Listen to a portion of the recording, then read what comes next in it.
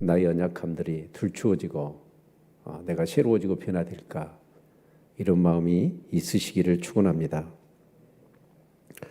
얼마 전에 이렇게 경제 뉴스를 보는데 그 경제 뉴스는 아니었는데 IT였던 것 같아요. 근데 이제 경제를 담당하는 그 기자가 쭉 얘기하는 것을 들어봤습니다. 매달 신기록을 세우고 있다고 그러더라고요, 우리나라가. 그게 뭐냐면 수출이랍니다. 수출이 한 달에 500억, 600억 그 정도 간다고 그래요. 그래서 올해 전망이 6천억 달러 무난할 거라 그렇게 얘기를 하더라고요. 그러면서 제가 생각했던 것은, 저 국민학교 6학년 때 선생님이 그랬거든요.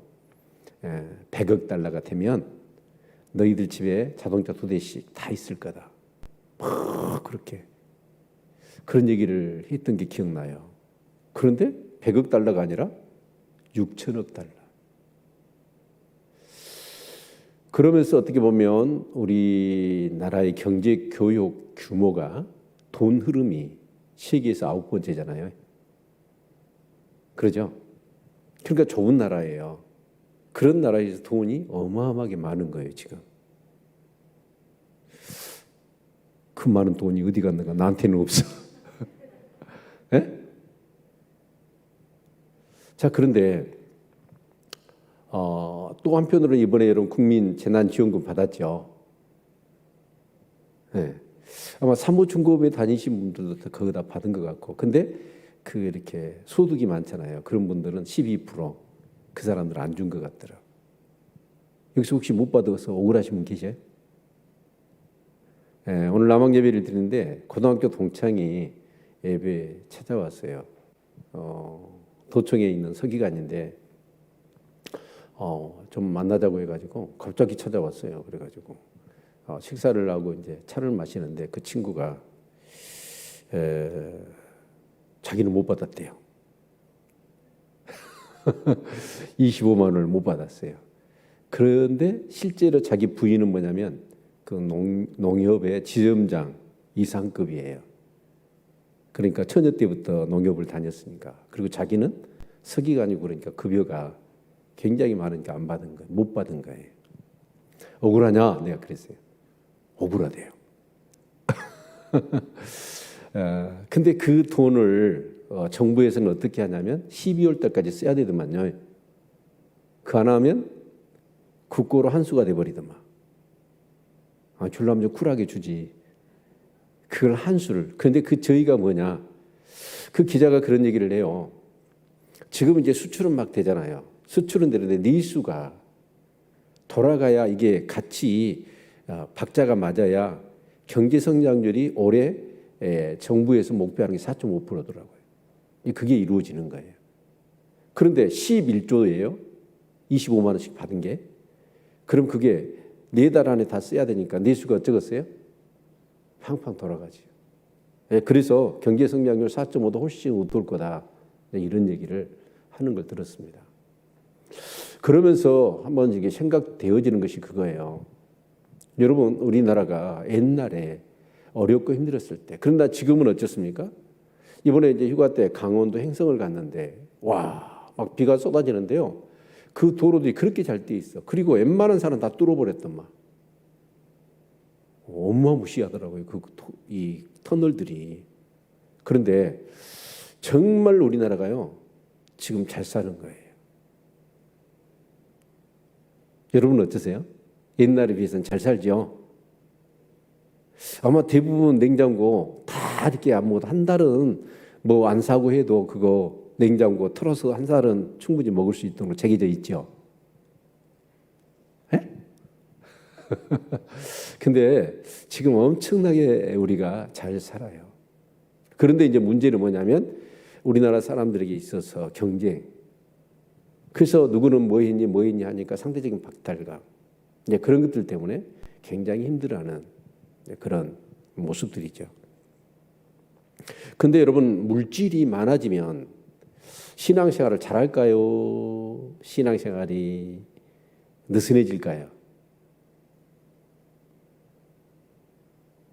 네, 사람의 경우에 따라서는 다르겠죠. 그러나 대개 보편적으로 보면 부요해지잖아요.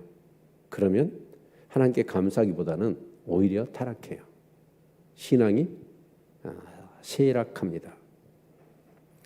지금 이 북이스라엘이 여로보암 2세 때 이 아모스가 그러니까 BC 760년에서 760년에서 750년 그때 북이스라엘 사역을 했어요. 그러니까 BC 722년에 북이스라엘이 아수리에 멸망을 당했으니까 40년, 30년 전에 가서 아모스가 북이스라엘한테 가서 너희들이 서너 가지 죄로 하나님 심판하실 거다라고 하는 메시지를 던지거든요. 그런데 그들의 서너 가지 죄가 뭐였어요? 우리 2장에서인가 살펴봤죠. 첫 번째가 뭐였습니까? 가난한 자를 학대하고 착취하는 거였습니다. 그리고 음란이었죠. 그리고 또 하나는 뭐냐면 인신매매 뭐 이런 것들이었습니다. 남학신 하나로 사람을 사고팔고 있었어요. 이런 어떤 그런데 여로보암 2세 때는 어쩌냐면 북이스라엘이 가장 경제적으로 정치적으로 또 군사적으로 사회적으로 번성했을 때입니다. 그 이유는 말씀을 드렸지만 다시 우리가 살펴본다면 이 아수르가 이 팔레스타인을 치려고 남아 정책을 펴서 막 이 아람을 그러니까 북이스라엘이 아람이 있고 아람이 아수르가 있어요. 이 아람을 막 쳤어요. 그런데 그 아수르 위에 있는 나라가 뭐냐면 아르메니아입니다. 근데 그 아르메니아가 북쪽에서 천들어 온 거예요. 그러니까 아수르가 어떻게 되겠습니까? 군대를 해군을 해가지고 북쪽을 막은 거예요. 그러니까 이제 남쪽을 치러 와서 결국 팔레스타인, 아람을 먹고 북이스라엘을 먹고 유다를 먹고 이 블레셋을 먹으려고 팔레스타인을 다 정복하려고 그런 꿈을 꿨는데 아르메니아가 쳐들어오니까 군대를 북으로 돌렸거든요. 그런데 우리가 보면 이 북이스라엘이 상당히 고전을 했던 나라가 어떤 나라예요? 아람입니다. 근데 아수르가 어떻게 했냐면 아람이라는 나라를 거반 그냥 혼절 상태가 되도록까지 두들겨 패놨어요. 그러니까 북이스라엘은 어쩌겠습니까? 아수르가 가버리고 이제 아람이라는 나라는 형편없는 연약한 나라가 돼버린 거예요. 그래서 아람 땅을 쳐서 영토를 하맛 어기까지 그렇게 넓히게 되어진 겁니다. 그러면서 가장 위협이 사라지면서 군사적으로나 정치적으로나 또 경제적으로나 안정이 되고 번성을 이루었을 때입니다. 자, 그러면 이렇게 모든 것들이 정말 이거 하나님의 은혜 아닙니까? 근데 대부분 사람들이 하나님의 은혜로 생각해요? 그렇지 않아요. 그렇게 감사하기보다는 어떻게 했느냐? 그들이 사치와 향락과 특히 있는 자들 그런 자들에 의해서 이 나라가 완전히 그렇게 하나님과는 상관없는 그런 제약된 나라가 되어졌던 거예요. 근데 반드시요 하나님은요 애매하게 여러분 심판하지 않습니다. 우리 건강도 뭔가 신호가 오죠. 다 신호가 와요. 그 나라도 분명히 여기 아프가니스탄이 왜 미국이 철군을 하겠습니까? 그렇게 큰 20년을 공을 들여가지고 큰 천조에 해당되는 돈을 투자해놓고 빠져나올까요? 소망이 없는 거예요. 자, 그런데 이 북이스라엘이 결국은 오늘 말씀을 읽어보면 왜 그랬는가 하는 것이죠. 그래서 1절부터 6절까지를 읽어보면 사실은 그 북이스라엘이 왜 심판을 받아야만 했는가라고 하는 말씀이고 그리고 7절부터 14절까지는 하나님께서 그래서 이 북이스라엘을 심판하시겠다라고 하는 그런 내용입니다. 그러니까 1절부터 6절까지는 아모스 선지자의 생각이에요. 그리고 7절부터 14절까지는 하나님의 말씀입니다. 여러분 저는 그렇게 생각해요. 선지자들이 그냥 그 하나님이 말씀하신 것을 스피커처럼 아무 자기 생각 없이 그냥 하나님 말씀하신 액면 그대로 전했느냐? 그러지 않았다고 봐요. 성경을 기록한 성경의 저자들도 마찬가지입니다. 그것을 유기적인 축자 영감설이라고 그러죠. 하나님 말씀하셨어. 근데 그 말씀하신 바를 어떻게 하냐면 그 성경 저자의 생각과 자기의 느낌과 자기의 어떤 그런 문체나 그런 것들이 유기적으로 하나님의 말씀과 같이 연합되어서 기록된 거예요. 그러니까 이 아모스는 그냥 그 뭐 꽂아놓은 보리차처럼 하나님이 그냥 끌어다가 북이스라엘에 가서 너 하나님 말씀 전해 하면서 그냥 의타적으로 기계적으로 그렇게 한 게 아니란 말이에요. 아모스는 그 하나님의 음성을 말씀을 듣고 북이스라엘을 살펴봤어. 그랬더니 역시나 북이스라엘이 하나님의 심판을 받기에 합당한 그런 모습들이었던 겁니다. 그것을 이 아모스 선지자는 6절까지 말씀하고 있는 거예요. 자, 그러면 1절부터 6절까지 한번 볼까요? 하 있을 진짜 시온에서 안일한 자와 사마리아 산에서 마음이 든든한 자 곧 열국 중 우승하여 유명하므로 이스라엘 족속이 따르는 자들이요. 근데 이 아모스 선지자는 사실 북이스라엘 가서 하나님의 말씀을 전하지만 남유다 사람이잖아요. 그래서 이 북이스라엘만을 거론하지 않더라고. 시온성이 어디에 있어요? 여러분 다윗성이잖아요. 그래서 그 예루살렘을 얘기합니다. 근데 그 예루살렘이 뭐였다? 안일했다는 거예요. 그리고 사마리아 산은 뭐였어요? 마음이 든든했다. 든든했단 말은 교만했다. 그런 뜻입니다. 그런데 그렇게 되었던 궁극적인 것이 뭐 때문이냐면 곧 열국 중 우수가 유명함으로 이스라엘 족속이 따르는 자들이요. 그러니까 어떻게 보면 남유다나 북이스라엘의 지도자들, 그 지도자들이 뭘 했다? 안일했고 마음이 교만했던 거다. 그 얘기를 하고 있는 것입니다. 그래서 아모스 선지자는 뭐라고 얘기하냐면 2절에 너희는 갈레에 건너가고 거기서 대하마스로 가고 또 블레셋 사람의 가두로 내려가 보라. 그것들이 이 나라들보다 나으냐? 그 토지가 너희 토지보다 넓으냐라고 질문을 두 가지를 던져요. 근데 이 갈레는 어떠냐면은 이 북이스라엘에서는 북동쪽입니다. 바벨론 지역이죠.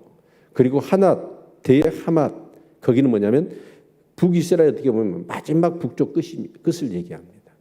그리고 가드는 어디예요? 이런 블레셋의 5개 성읍 중에서 그 골리앗의 고향이죠. 그가 가장 남쪽 이제 거기를 얘기하는 거예요. 그런데 거기를 내려가 봐라. 그런데 그것들이 이 나라들보다 나으냐? 그 아모스가 원하는 답은 뭐예요? 낫다는 거예요? 낫지 않다는 거예요?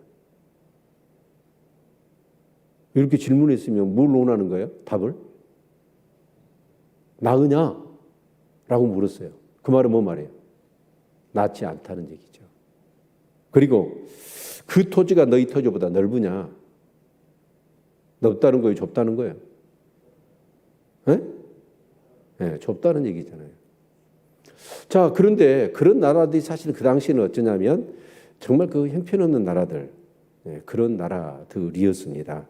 자, 그래서 그렇게 정말 그런 상황 속에서 너희들이 이렇게 번영을 누리는 것이 누구 때문이다? 하나님의 은혜 때문이다. 지금 그 얘기를 하고 있는 것입니다.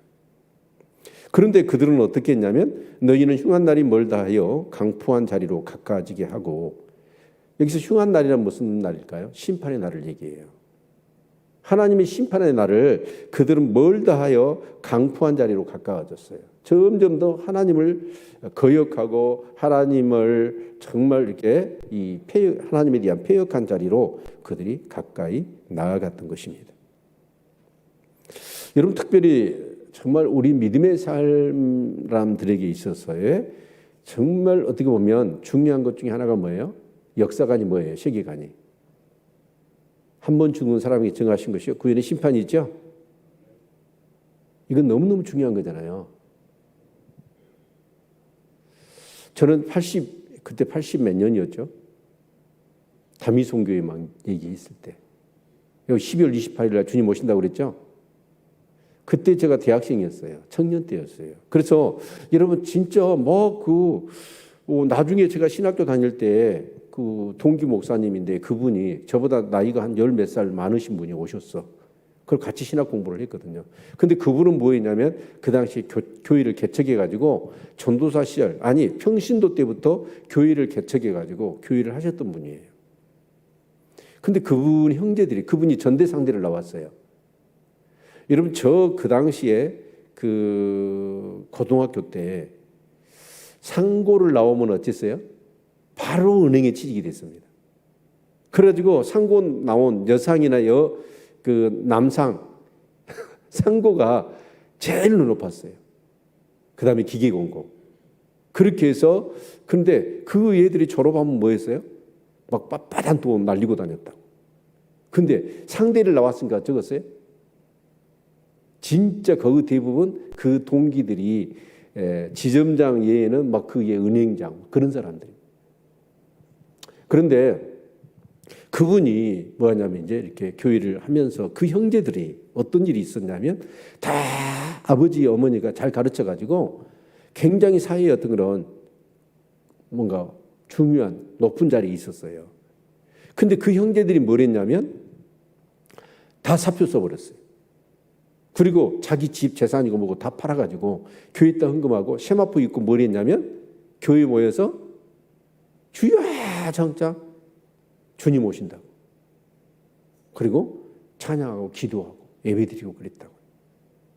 근데 그런 분위기들이 막 이렇게 한국 교회 안에 그러면 어때요? 막 이단이라고 얘기하면서도 우리는 보통 이렇게 교회를 다니면서 이단이라고 하면서 마음이 어째요? 좀 불안하더라고. 에? 진짜 주님 오신 거 아니야? 그러면서 그때 많이 불렀던 찬양이 뭐냐면 어떤 찬양이에요? 168장. 나팔 불 때 나의 이름, 나팔 불 때 나의 이름. 막 그 찬양을 굉장히 많이 불렀던 기억이 납니다. 그런데 그런 일들이 있고 나서 요즘 어쩌냐면 한국 교회가 재림 얘기해요, 안 해요? 재림 얘기 안 해요. 재림 신앙 없어져 버렸어. 심판, 천국, 지옥 얘기해요, 안 해요? 그거 안 해요. 근데 진짜 우리 주일날 그 찬양 우리 하셨잖아요. 한날 숨결 같은 우리 인생이에요. 진짜 제가요 한감이 넘을 줄은 몰랐어. 그리고 제 아버지 어머니가 그렇게 쉽게 빨리 돌아가실 줄은 몰랐어. 아니 그분들이 쉽게 돌아가신 건 아니야. 88세에 다 두 분 다 돌아가시니까 오래 사신 거예요. 근데 그런 날이 올 줄은 몰랐다고. 근데 여러분 우리의 인생이 금방입니다. 그런데 주님이 우리는 그런 생각을 해요. 아, 내 때는 주님 안 오셔. 그런 생각하죠. 그런데 주님이 안 오시면 우리는 죽어서 주님 앞에 서요. 그리고 영원히 주님을 만났을 때 과연 그 심판이 한 번 죽은 사람이 정하신 것이 심판이 있다고 그랬는데 여러분 어쩌시겠습니까?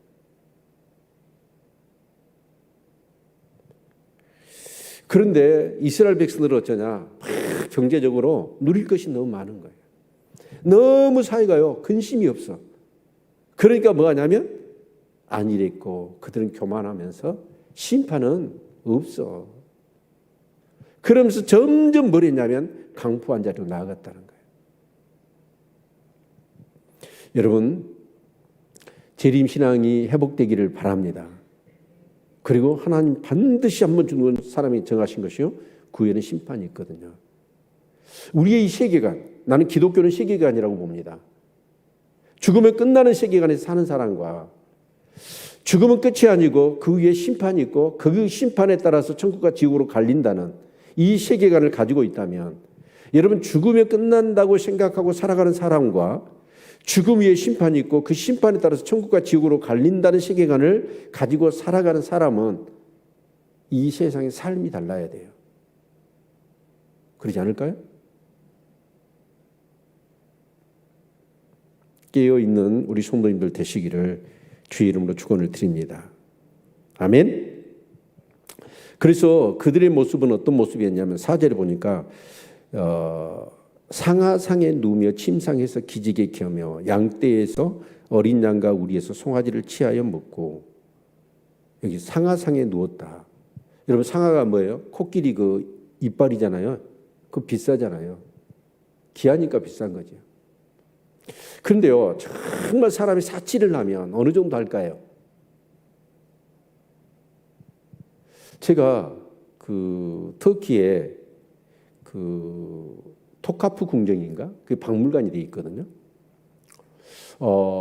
그런데 거기를 가봤어요. 갔더니요, 우와, 이 옛날 왕들이 어떻게 살았는가를 볼 수 있겠더라고요. 제가 제일로 욕심난 게 다이아몬드 하나가 이만해요. 네? 그러니까 그 신받던 모임 보면 이렇게 두 번 쓰고 거기에 이렇게 안가리가 탁 박혀 있는 거 있잖아요. 네. 그 당시에 그게 이렇게 액면가로 사람들이 수근거리더라고. 저기 한 400억 정도 된다고. 그거 하나 있으면 좋겠죠. 그런데 왕들의 침대하고 왕들의 그런 의자들을 봤거든요. 근데 전부 다 순금이야. 침대가. 그리고 그 침대에 이제 난간을 이렇게 만들었더라고요. 그것도 금이에요. 근데 거기가 전부 다 주변에가 뭘로 다 박혀 있냐면, 여러분 빨주노 쪽 파남봄 다 해가지고 보석이 다 박혀 있어. 이만한 보석들이. 침대도 그렇고요. 의자도 다 정금으로 돼 있고 보석으로 다 꾸며놨더라고요. 그래서 저는 한번 생각해요. 야, 저 침대에서 자면 딱딱할 텐데. 근데요, 그렇게 사람들이 이제 왕이 되니까 호사를 누렸더라. 사치를. 근데 그게 어디서 나온 걸까요? 전부 다 세금이잖아요. 정말 그러면서 막 호사를 누리는 거예요. 제가 볼 때는 우리나라도 그런 것 같아요. 여기 보니까 여기 어린 양과 우리에서 송아지를 취하여 먹었다. 여러분, 이 양이나 소가 제일로 맛있을 때가 언제예요? 1년 된 새끼, 송아지. 그게 그렇게 맛있대요. 그런데 진짜 주지육립을 쌓아놓고 사는 거죠. 저도 한 번은 참 돈이 아까웠을 때가 있습니다. 누가 밥을 사줬는데. 그래서 그 참치회를 먹었거든요. 그 참치회를 먹었는데 참치가 몇 점 나와요. 몇 점 나왔는데 그 고기가 금가루가 쫙 뿌려져 있어. 그래가지고 아니 그 1인분에 그게 그때 20만 원인가 막 기더라고.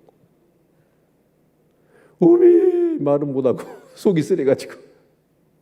그런데 그 금을 왜 먹느냐? 그랬더니 그게 몸에 좋다며요. 이 돈 있는 사람은 그렇게 먹고 산다니까. 그렇게 호사를 누려요.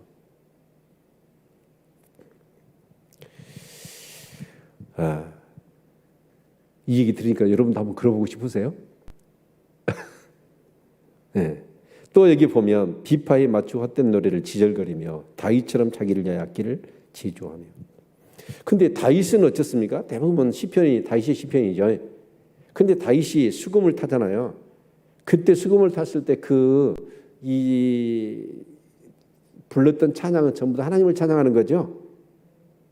근데 이들은 뭐하냐? 주지의 영립을 쌓아놓고 여흥을 돋구기 위하여 여러분 비파를 뜯으면서 노래를 부르는 거예요. 참 옛날 왕들 보면 막 기생들 그렇게 해가지고 막 가야금 튕기고 춤추고 부채춤 추면서 막 거기서 술 마시고 그러잖아요. 그리고 6절에 보니까 대접으로 포도주를 마시며 귀한 기름을 몸에 바르면서 요셉의 한난을 인하여 근심치 아니하는 자로다. 여러분 포도주를 뭘로 마셔요? 곱부로 마시잖아요. 곱부. 곱부 아세요? 네. 소주잔 작은 거 있잖아요. 그걸 곱부라고 그래. 근데 여러분 성찬할 때 항상 어때요? 포도주를 주는데 좀 양이 부족하다는 생각 안 드셔요? 근데요, 원래 성찬은 이스라엘 가서 해봤거든요. 여러분 이런 데다 줘요. 포도주를. 그리고 떡도요, 이렇게 잘라가지고 이만한 거 안 줘요. 그 입에다 넣으면 카스테라 녹아불잖아요. 근데요, 이만한 전병이 있어. 그걸 자기가 먹고 싶은 대로 푹 뜯어가지고 먹어요. 우리 언제 한번 성찬을 그렇게 했으면 좋겠어. 근데 이 포도주를 어쩌냐? 디접에다가 갖다 마시는 거예요. 그 로마 시대 때는 그랬다지 않습니까? 그 여흥, 잔치, 음식, 막 술을 먹고 그러는데 배가 차면 못 먹잖아요. 그러니까 화장실이 뭐가 있어요? 뒤로 나오는 화장실도 있지만 앞으로 나오는 화장실도 있었다. 역기로 토해내. 그리고 배를 비워가지고 또 가서 즐기는 거예요. 인간의요, 이 사치와 허황과 탐욕은요, 이루 말할 수가 없어요. 근데 문제는 뭐냐면 여기 뒤에 있는 말씀이에요. 요셉의 한난을 인하여 근심치 아니하는 자로다. 이 요셉은 뭘 의미할까요? 북이스라엘 얘기하죠. 바로 북이스라엘의 대표적인 지파가 누구예요? 에브라임 지파입니다. 요셉이 므낫세와 에브라임을 낳았잖아요. 자, 그래서 그 에브라임 지파, 그러니까 북이스라엘을 에브라임 지파라고 하고 요셉이 어떻게 보면 대표적으로 거론이 되어지는 겁니다. 그런데 요셉의 한난이란 말이 뭔 말일까요? 그 고관 대작들이 전부 다 세금을 빨아서 정말 백성들이 혈세를 빨아가지고 자신들은 그렇게 즐기면서 백성들이 죽든 말든 상관하지 않는 거예요. 나만 배부르면 되는 거예요. 나만 즐기면 된다는 생각을 그들이 가지고 살았던 겁니다. 우리나라의 경제적인 그런 부분들을 제가 거론을 했지만 그 많은 돈들이 실제적으로는 어쩔까요? 진짜 돈을 벌잖아요. 누구는 아파트 사가지고 몇 배 불렀대요. 근데 그 돈이 어떤 돈이냐? 여러분 평생 일해갖고 만질 수 없는 돈을 뭐 부동산 하나, 건물 하나, 땅 하나 사가지고 20억, 30억, 막 100억, 200억이 되는 거예요. 그렇게 해서 돈 번 사람들이 뭐 할까요? 사실 저는 그렇게 생각해요. 이번에 막 많은 얘기가 있었잖아요. 보편복지냐, 선별복지냐. 나는 보편복지가 맞다고 생각해. 그래서 25만 원씩 전 국민한테 나눠줘야 돼. 그러면 있는 사람은 뭘 해야 되냐? 그걸 기부를 해야 돼요. 가난한 자를 도와야 돼. 이게 가장 이상적인 나라죠. 그런데 사람이 그렇게 주면 나는 정말 많으니까 어려운 사람 돕는다고 돈을 이렇게 어려운 사람 도와주는 사람 있을까요? 없을까요? 별로 많지 않을 거예요. 근데 그 백성들은 그렇게 힘들어하고 어려운데 그 지도자들은 그렇게 호사를 누리고 탐욕과 환락을 사치를 즐기는 거예요. 이런 것들을 인하여 하나님께서는 어떻게 하시겠다는 거예요? 결국 심판하시겠다라고 말씀하고 있는 겁니다. 그래서 7절 보면 그러므로 저희가 이제는 사로잡히는 자 중에 앞서 사로잡히리니 기지개 켜는 자의 떠드는 소리가 그치리라.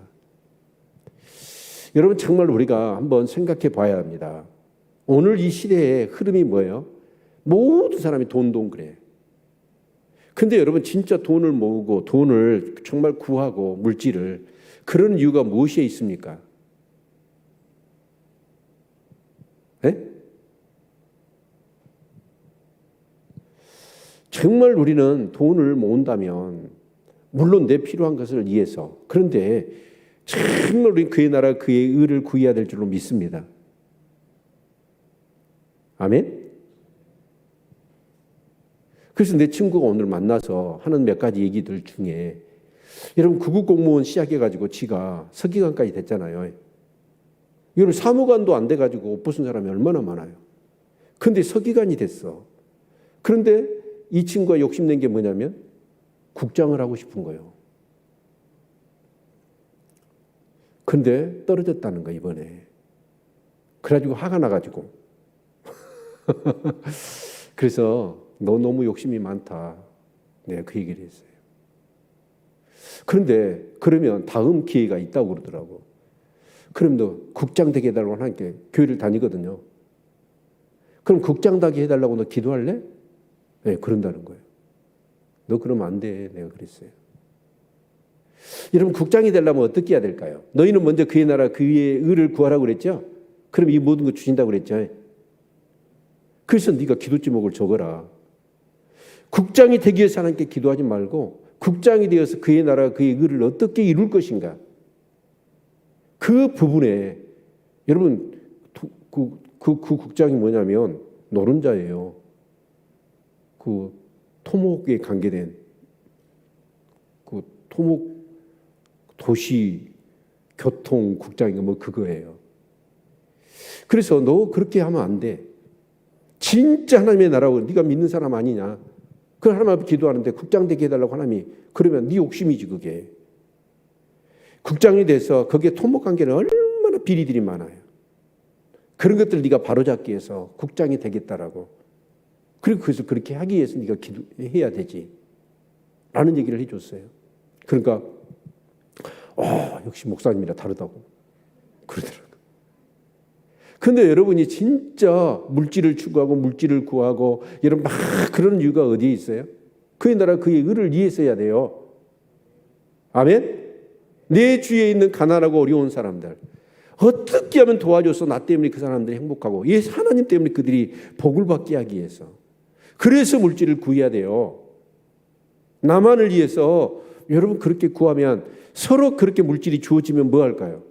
나를 위해서 구한 것이니까 사치하고 아니라고 그런 데 쓰고 말지요.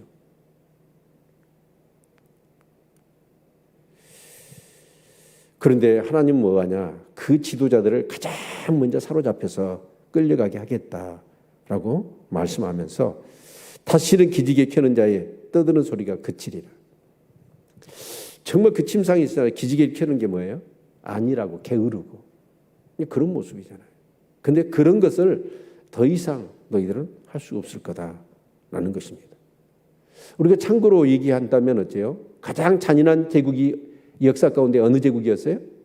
아수르였습니다. 그래서 그 아수르 제국은 뭐하냐?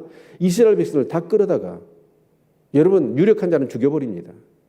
그리고 정말 비리비리한 사람 10% 남겨놓고 90%는 끌어다가 아수르 제국 전역에 흩어버려요. 그리고 같은 동족끼리는 결혼도 못하게 합니다. 피를 섞어버리고 민족을 말살해버려요. 종교를 없애버리는 거예요.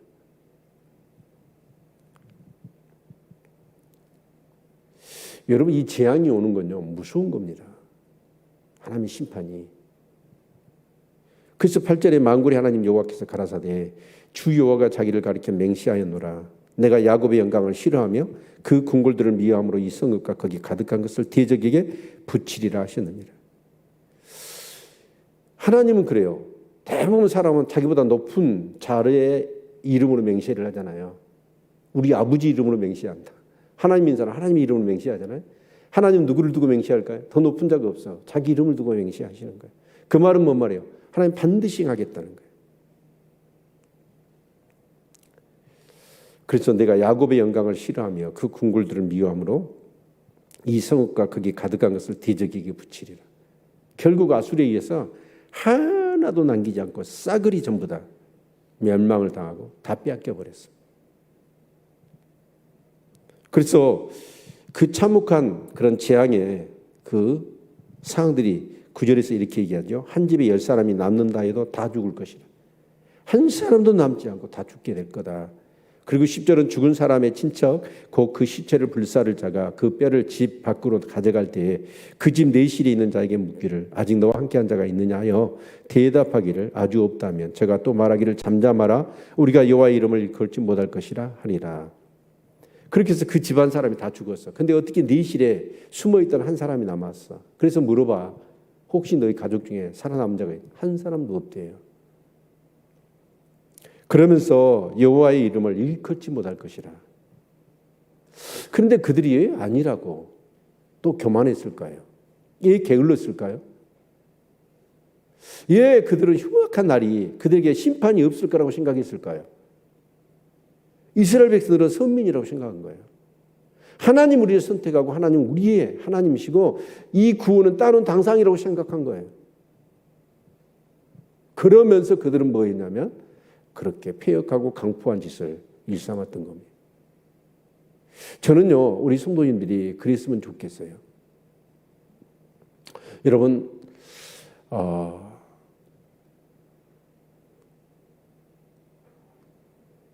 내가 교회를 다녀요. 기도를 해요. 11조를 드리고 봉사를 해요. 직분을 가지고 있어요. 그러니까 나는 생각해요. 나는 구원 받았어. 여러분 착각하면 안 돼요. 그런 행위들 때문에 나를 속여요. 내가. 근데 우리가 지금 갈라디아서의 말씀을 우리가 인용해 본다면 여러분 어쨌든 간에 사도 바울이 그 1차 전도행에 이런 비시디 안디옥, 이고니온, 루스드라, 더베 이 세 성읍에 가면서 이 사도 바울이 얼마나 어마무시한 성령의 역사가 일어났습니까? 그러니까 그 성 사람들이 어떻게 합니까? 진짜 성령 체험하고 구원의 은총을 경험했어. 놀라운 일들이 일어났어요. 그런데 여러분 이 거짓 선자들이 와가지고 여러분 다른 복음 정해. 너희들이 어떻게 예수만 믿어서 구원 받냐? 율법대로 살아야지. 할례도 받아야지. 그래야 구원 받는 거 아니냐? 우리 지금까지 그렇게 살아온 거 아니냐?라고 얘기를 했더니 그들이 사도 바울의 평온을 빌는다면 속기 떠나버린 거예요. 속기 떠난 것이 사도 바울은 이상하다는 거예요. 이해가 안 된다는 거예요. 그렇게 엄청난 성령의 은혜를 체험하고 그렇게 엄청난 은혜를 그들이 경험해 놓고도 그렇게 속기 떠나버리더라는 거예요. 그래서 오늘 여기 말씀을 봤더니 여러분 그 율법과 복음이라고 하는 율법과 믿음이라는 그 관계를 계속해서 얘기하고 있지 않습니까? 그런데 결국은 그들이 다시 그 예수 그리스도 그 복음 그 약속 그것을 믿고 그들이 구원받고 성령 체험하고 은혜를 경험했잖아요. 그런데 그들은 어쩌냐? 거짓 선자들이 와가지고 율법 지켜야 되니까 그걸로 호락 넘어가 버린 거예요.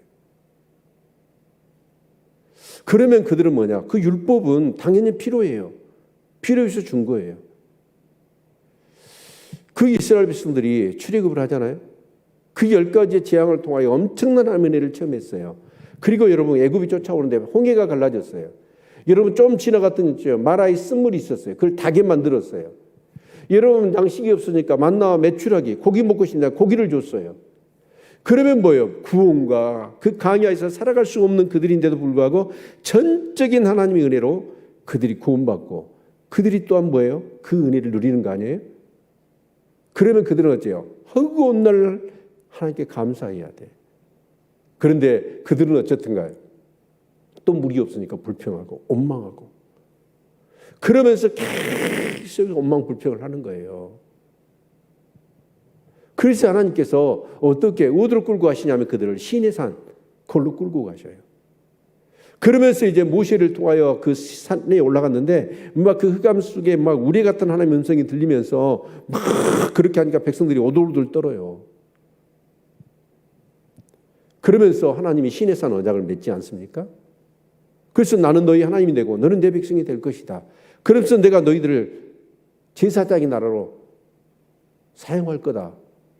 그러면서 이 율법들이 너희들이 살겠느냐? 그래요. 그러니까 그들이 뭐라고 그래요? 다 그대로 행하겠습니다. 그렇게 얘기를 하거든요. 여러분 행하라고 주신 말씀이에요? 아니에요. 그 율법을 주신 이유는 뭐냐면 너희들이 얼마나 걸레 같은지 얼마나 죄악된지 그 엄청난 은혜를 체험했고 그 놀라운 하나님의 능력을 체험했음에도 불구하고 너희들은 허구한 날 원망과 불평만 하는 자기밖에 모르는 너희들 아니느냐. 그것을 깨달으라는 거예요. 고울처럼. 그런데 그들은 착각한 거예요. 다 행하겠습니다. 행했어요? 행하지 못한 거죠. 그래서 그들은 걸레 같은 내 자신, 소망이 없는 내 자신, 그것을 깨닫고 주님이 말씀하셨어요. 약속이잖아요. 여러분 거기서 중보와 천사들을 통하여 율법은 주신 거라고 그랬어요. 그러나 여러분 이 복음, 이 약속은 뭐예요? 그 약속이 뭐죠? 여러분 약속은 하나님이 직접 주신 거예요. 창세기 12장에 보십시오. 아니 아담에게 3장 15절 창세기 그리고 15장 그리고 26장 28장 이삭에게 야곱에게 계속해서 언약을 하시잖아요. 근데 그 언약을 할 때는 누가 하시던가요? 그게 카라트 베리트잖아요. 주권적으로 사역되는 하나님의 약속입니다.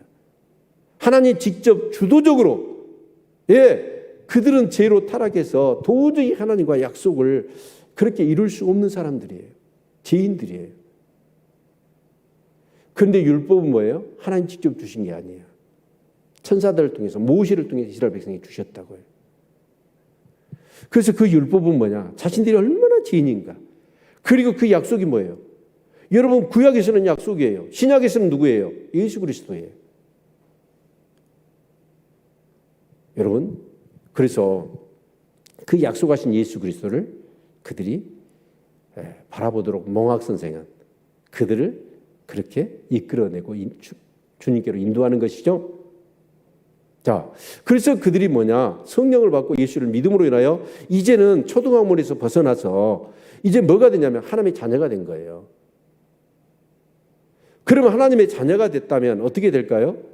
이런 그 율법의 종되었던 사람, 거기서 율법의 저주 아래 어떻게 보면 늘 눌렸던 사람들이 이제는 하나님의 자녀됨의 풍성한 은혜를 그들이 누렸어야 돼요. 근데 그들은 누리지를 못한 거예요. 그러니까 거짓 선자들이 와가지고 쏙닥거리니까 넘어가 버린 거예요. 저는 아침에 그 말씀을 보면서 누가복음 15장이 생각나더라고요. 여러분, 그 집에 두 아들이 있었잖아요. 근데 둘째 아들이 아버지한테 뭐라고 얘기합니까? 아버지, 어차피 나한테 주실 상속분을 저한테 주십시오. 그러면 그거 가지고 와서 세상에서 내가 멋지게 성공하겠습니다. 근데요, 그 아버지가 그 아들 놈 그거 줬다가는 어쩌죠? 다 말아먹을 것을 알아요. 제가 그때 그 설교를 전에 하면서 그 한 권사님 얘기를 제가 그 책을 통해서 읽은 적이 있습니다. 피난을 왔어요. 아들 하나 데리고. 그래서 그 아들을 위해서 엄청나게 행상을 하면서 돈을 번 거예요. 아이를 대학까지 다 가르치고. 근데 이분이 얼마나 이렇게 기도하면서 열심히 살았던지 금 빌딩이 하나가 있었어. 근데 그것 때문에 그런지 이 자식이요, 사람이 안 된 거예요. 그리고 계속 엄마한테 조르는 거예요. 그 빌딩 빚내서 나 사업자금 좀 대주라고. 근데 그 어머니가 볼 때는 어째요? 이거 대해서 대출 받아가 주면 어째요? 이 건물까지 날리게 생겼어. 그걸 알면서도 어머니는 그렇게 해줍니다. 이유가 뭘까요? 그건 날리고서라도 네가 사람 되라. 그 아버지가 둘째 아들한테 그거 다 날리고라도 네가 사람이 되라. 그래서 이 둘째 아들은 나가서 허랑방탕했잖아요. 그러면서 나중에는 어떻게 합니까? 돼지 먹는 지엽 열매도 먹을 수 없는. 그 스스로 돌이켜봐요. 내 아버지 집에는 양식이 풍족한 품꾼이 얼마나 많은데 나는 여기서 굶어 죽는구나.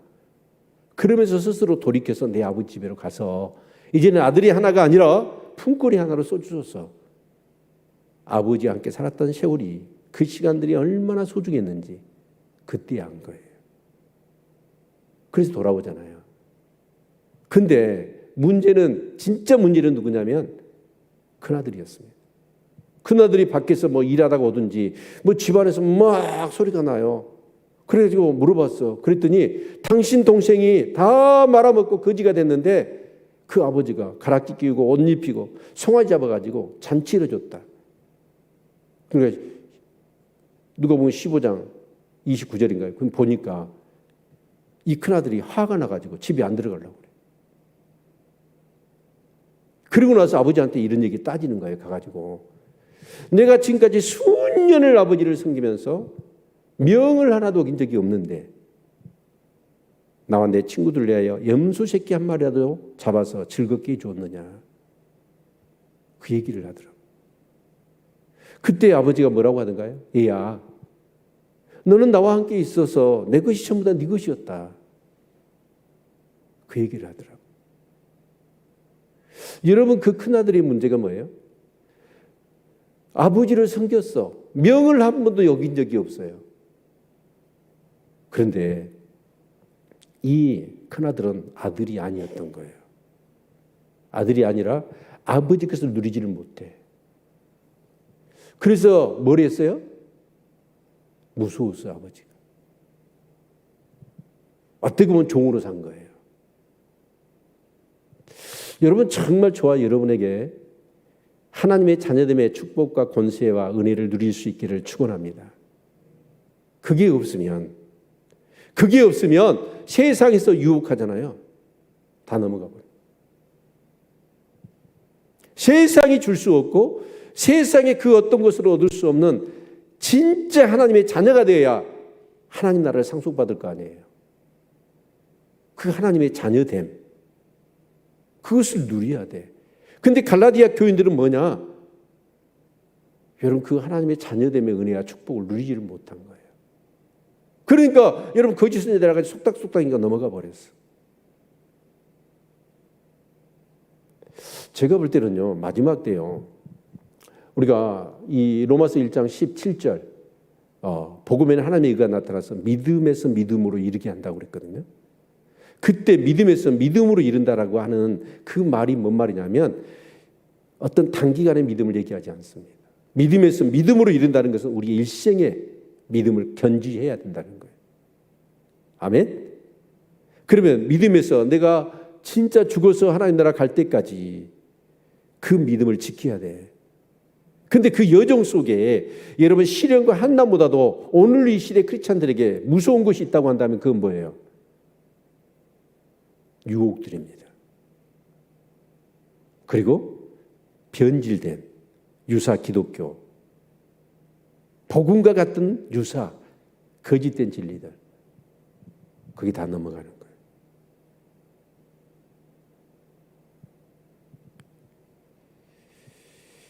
여러분, 거지같이 살지 맙시다. 하나님의 자녀로 삽시다. 권세 있고 떵떵거리면서 여러분 믿음으로 하나님이 주신 것들을 누리고 사시라고요. 그럽시다. 근데 그게 누리지 못하잖아요.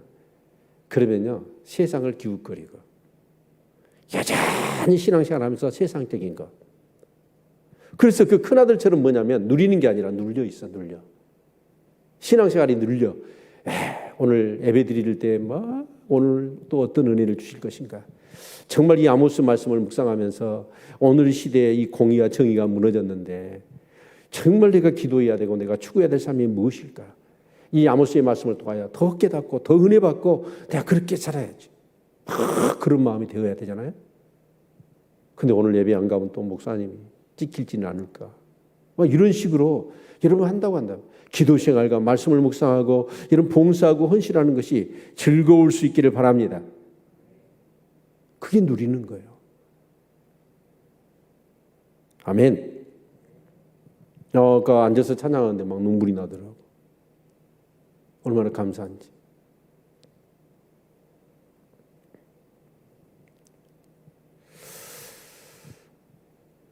나는 왕자입니다. 나는 공주입니다. 누구의 왕자요 공주예요? 하나님의. 아멘. 그 배짱을 가지고 삽시다. 네. 그래서 보라 여호와께서 명하심으로 큰 집이 침을 받아 갈라지며 작은 집이 침을 받아 터지리라. 크고 작은 모든 가족들이 다 집안들이 다 풍비박산이 될 것이다. 그런데 여러분 40년 30년에 아모스 선지자가 북이스라엘 백성들한테 이 얘기를 했잖아요. 그럼 그들이 돌이켰으면 얼마나 좋아요? 돌이키질 않은 거예요. 그리고 액면 그대로 고스란히 아모스 선지자가 선포한 그 말씀대로 그들에게 재앙이 임한 겁니다.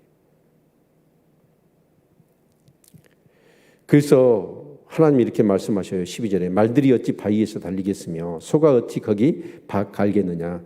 그런데 너희는 공법을 쓸개로 변하며 정의의 열매를 인진으로 변하며 허무한 것을 기뻐하며 이르기를 우리의 뿔은 우리 힘으로 취하지 아니하였느냐 하는 자로다. 여러분 말이 바위 위에서 달릴 수 있어요? 소가 그 바위 위에서 쟁기질을 할 수 있습니까? 할 수 없다는 거예요. 도저히 있을 수 없는 일이라는 거예요. 그런데 하나님의 백성, 그 은혜를 체험했던 그 이스라엘 백성들이 뭐 하냐면 결국 그렇게 있을 수 없는 일들이 그게 뭐냐면 바로 공법을 공의를 쓸개로 변하고 정의의 열매를 인진으로 바꿨다는 거예요. 인진이 뭐예요? 쑥이잖아요. 쑥. 여기서 진짜 중요한 게 공의와 정의라고 하는 개념을 잘 정립할 수 있기를 바랍니다. 아멘? 공의는 뭐예요? 정의는 뭐고? 의의 개념은 관계의 개념이라고 그랬죠? 공의는 하나님과 하나님의 백성 사이에 그 관계를 위해서 기본적으로 지켜야 될 도리예요. 자, 시작.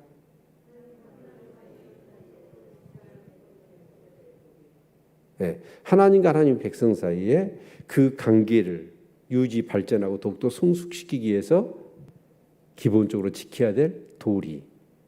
그게 공의입니다. 아멘. 그 공의예요. 그런데 그 공의가 무너져 버려. 그러면 어떻게 돼요? 정의가 심판을 하는 거예요. 재판을 하는 거예요. 그래서 잘한 사람은 상을 주고 못한 사람은 벌을 주는 거. 이게 정의잖아요. 그러죠? 그런데 이스라엘 백성들은 뭐냐면 하나님도 없는 거예요. 공의, 정의 그런 건 전부 다 쓸모없는 거예요. 지금 나한테 오직 필요한 건 뭐예요? 잘 먹고 잘 사는 거예요. 돈밖에 모르는 거예요. 이렇게 세상이 가버렸다고요. 어떻게 보면 오늘 우리 기독교고도요. 그렇게 가고 있는지도 몰라요. 그러면서 허무한 것을 기뻐하며 이르기를 우리의 뿔은 우리 힘으로 취하지 아니하였느냐. 여기서 허무한 것을 기뻐해요. 여러분 솔로몬이 뭐라고 얘기하는 거예요? 헛되고 헛되며 헛되고 헛되니 모든 것이 헛되다. 근데 자기는 해 아래서 궁구하며 모든 것을 살폈다는 거예요. 그 인간이 지혜로울 수 없을 그 지혜를 받아가지고 그 절대 권력을 가지고 절대 부를 가지고 절대 지혜를 가지고 궁구하며 해 아래서 진짜 살펴봤어. 무엇이 나를 진짜 행복하게 하고 내 인생을 만족하게 하는 것인가 그걸 찾아봤더니 다 헛되더라는 거예요. 그래서 내가 하나의 법을 깨달았다는 거예요. 하나님을 경외하는 것이 우리 인간의 인생의 본분이라고. 이 아멘을 안 하시옵니까? 아멘? 저는요, 동일본 지진인가요? 쓰나미. 와, 그게 800km였더만. 시속. 쓰나미가. 그래가지고 그 쓰나미가 이렇게 몰아붙이는데 그 일본 그렇게 이루어놨던 그 모든 것들이 어쨌든가요? 한순간에 쓰레기로 다 바뀌어버리더라고요. 여러분, 이 재앙이 하나님의 심판이 임하면 어쩔까요? 요한계시록 보십시오. 우리가 그렇게 이것이 전부고 이것이 내 인생을 만족하게 하고 행복하게 할 것으로 여겼던 그런 것들이 다 헛되다는 거예요. 그런데 사람들이 생각하기를 뭐냐면 이런 모든 것들은 이 뿔은 우리가 이루었다. 그렇게 교만하고 자만한 것이죠. 여러분, 하나님의 은혜입니다. 혹시라도 나의 어떤 것을 지금 내가 이루었다라고 생각하는 것이 있다면 빨리 내려놓으십시오. 아멘. 아무리 이리저리 아무리 360도로 돌아보고 또 생각해봐도 내가 이루는 건 아니에요. 하나님이 이루신 거예요. 단지 나는 뭐예요? 도구예요. 믿으시기를 바랍니다. 그리고 만군의 하나님 여호와께서 가라사대 이스라엘 족속아 내가 한 나라를 일으켜 너희를 치리니 저희가 하맛 어귀에서부터 아라바 시내까지 너희를 학대하리라. 한 나라가 어딜까요? 아수르입니다. 가장 무자비한 나라를 통해서 그 나라를 어떻게 버리겠다는 거예요? 쓸어버리겠다는 거예요. 결국은 북이스라엘이라고 하는 여러분 그 에브라임 지파는 어떻게 됐나요? 없어져 버렸습니다. 그리고 신약시대에 그 사람들이 다시 모여들었어요. 모여들기는. 그걸 북이스라엘 사람들을 뭐라고 그래요? 북이스라엘 사람이라고 안 불러요. 뭐라고 부르던가요? 사마리아 사람이라고. 그래서 유대인들은 사마리아 사람을 무슨 취급을 하는가요? 개 취급을 하잖아요. 하나님의 심판은요. 어떤 그 목사님이 참 그렇게 좀 달변 설교를 하면 얼마나 좋아요.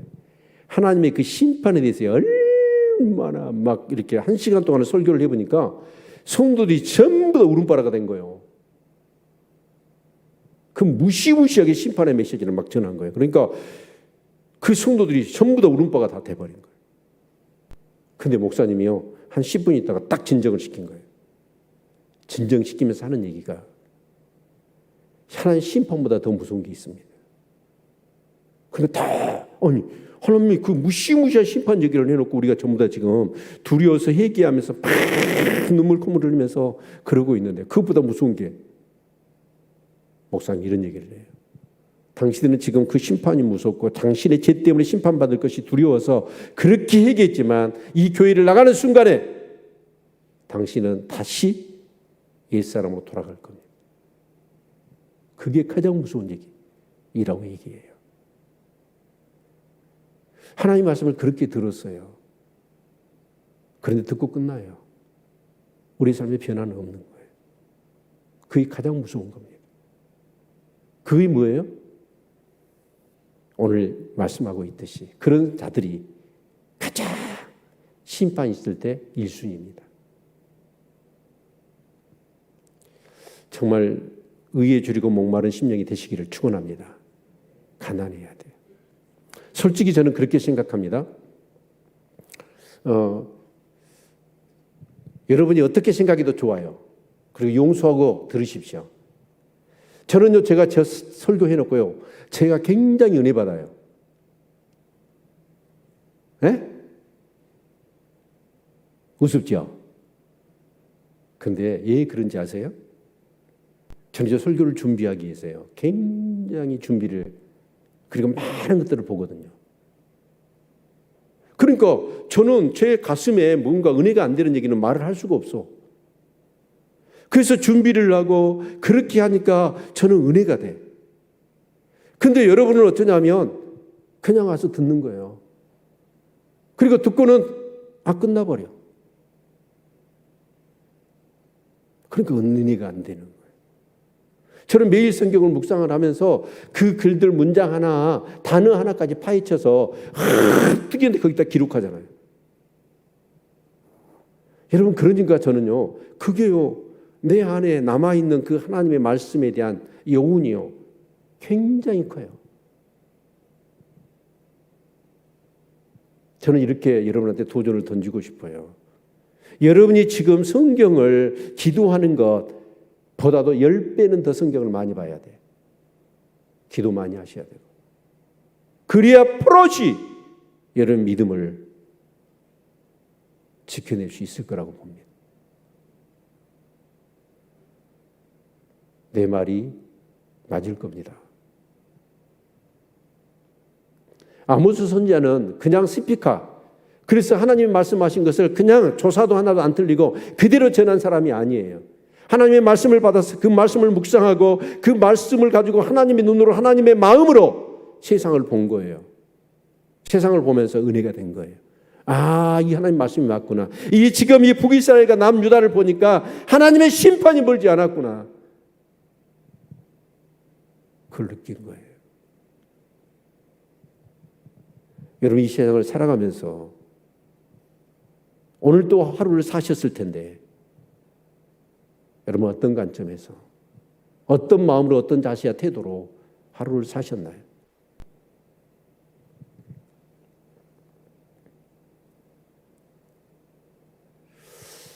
혹이라도 재림신앙을 잊어버리지 않았습니까? 하나님 앞에 심판이 있다는 사실을 잊어버리진 않았습니까? 이 정도면 돼. 나 그래도 제법 믿는 사람이야. 우리 교회에서 어느 정도 알아줘. 이런 것들로 인해 스스로 속이고 있지는 않는지. 이번에 새신자 남학이 있어가지고 등록신방을 갔는데 그분이 그냥 설교를 하는 순간부터, 찬양하는 순간부터 막 울음이 터져가지고 계속 예배가 끝날 때까지 울더라고, 새신자가. 근데 그분이 어쩌냐면 전에 교회를 다녔더라고. 근데 한 번 안 가고 두 번 안 갔더니 안 가져버리더래. 그래갖고 10몇 년을 교회를 안 다닌 거예요. 전혀 교회 가고 싶은 생각이 없었는데. 근데 우리 지체 몇 분이 만나서 자꾸 그분들하고 교제를 하면서 그분들이 대화를 하고 살아가는 모습을 보니까 옛날 생각이 나서 교회 나오고 싶더래. 그래가지고 말씀을 전했더니 이분이 막 눈물이 안 멈추는 거예요. 자기도 이상하다고 막 화장지로 계속 눈물을 훔치면서. 여러분, 지금 우리 교회도 그런 분들이 코로나 때문에도 핑계대고 그런지는 모르겠지만 그런 분들이 몇 분이 있어요.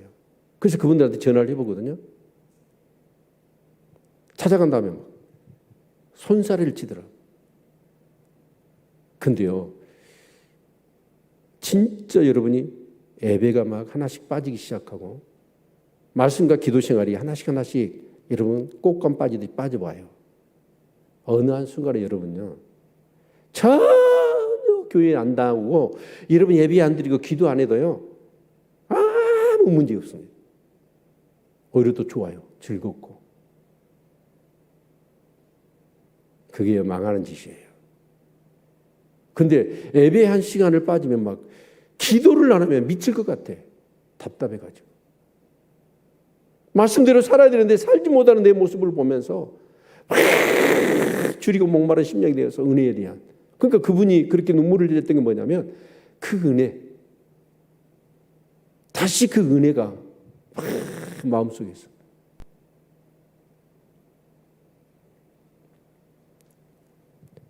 여러분, 우리는 그리스도의 신부입니다. 신랑으로 주님 오셔요. 주님이 안 오시면 우리가 주님 앞에 신부로 가요. 그때 어떤 모습으로 가시겠습니까? 진짜 여자분들이 가장 곱게 꾸밀 때가 언제예요?